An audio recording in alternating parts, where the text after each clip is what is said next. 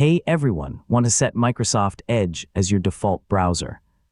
Making Edge your default browser means web links, HTML files, and supported online content will automatically open in Microsoft Edge. In this full guide, I'll show you how to set Microsoft Edge as your default browser in 2026. So let's get started. First, launch Microsoft Edge on your computer. Click the three-dot menu in the top right corner, then choose Settings to open the browser's configuration page. Next, select Default Browser from the left-hand menu.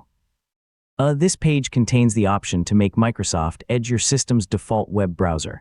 Now click Set Default. Your operating system may open its default app settings. If that happens, choose Microsoft Edge as the default browser and confirm the change. After making the change, return to Microsoft Edge. The browser should now indicate that it's your default browser. From now on, supported web links should open automatically in Edge. If you're switching from another browser, you can import your bookmarks, saved passwords, browsing history, and other data into Microsoft Edge. This makes the transition much easier. Now that Edge is your default browser, personalize it by choosing a theme, organizing your favorites, installing trusted extensions, and enabling sync with your Microsoft account. These features help you get the most out of the browser.